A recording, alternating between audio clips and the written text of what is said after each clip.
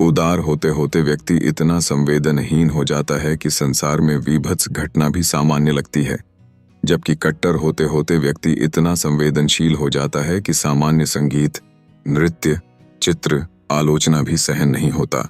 जब व्यक्ति उदार होता है तो वह दुनिया के प्रति खुला और सहिष्णु होता है। वह दूसरों की भावनाओं को समझता है, दूसरों की कट्टरता को भी झुठला देता है, आंख मूंद लेता है, व्यक्तिवादी हो जाता है। वह अन्याय, अत्याचार और शोषण को देखकर भी झुठला देते हैं, लेकिन कभी कभी इसका परिणाम यह हो सकता है कि वह इतने संवेदनहीन हो जाता है कि संसार में दूसरों के दुख या विभत्स घटना भी देखने में सामान्य सी घटना लगने लगती है।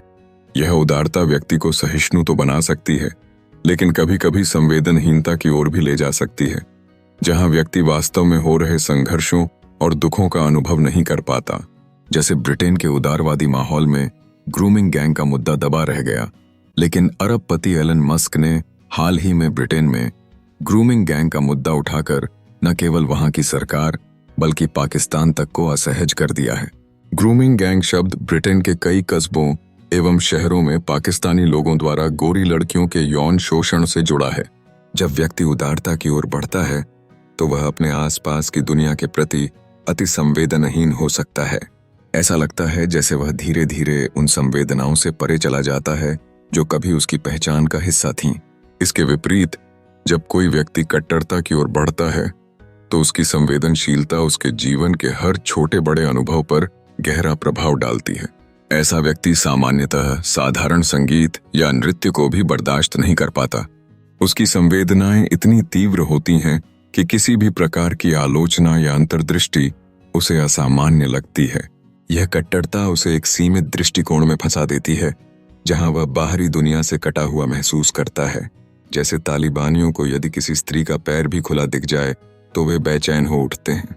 उन्हें पूरी तरह से मर्द की गुलाम हिजाब से ढकी हुई, आधुनिक शिक्षा से दूर, बच्चे पैदा करने की मशीनों के रूप में ही स्त्री की चाहत होती है। वे अपने आसपास के लोगों की बातों, विचारों और अभिव्यक्तियों को स्वीकार नहीं कर पाते। ऐसे व्यक्ति को सामान्य चीजें जैसे संगीत, नृत्य, चित्र और आलोचना भी सहन नहीं होती।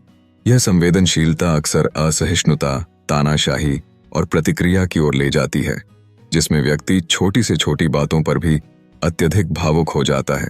इस प्रकार उदारता व्यक्ति को उनके चारों ओर के क्रूर एवं असामान्य तथ्यों से दूर करती है, जबकि कट्टरता व्यक्ति को अद्भुत कलाओं और सामान्य सुखों का अनुभव करने से रोकती है। जीवन का उचित संतुलन बनाए रखना आवश्यक है, ताकि व्यक्ति न केवल अपने विचारों का सम्मान कर सके बल्कि दूसरों के अनुभवों और संवेदनाओं का भी आभार व्यक्त कर सके।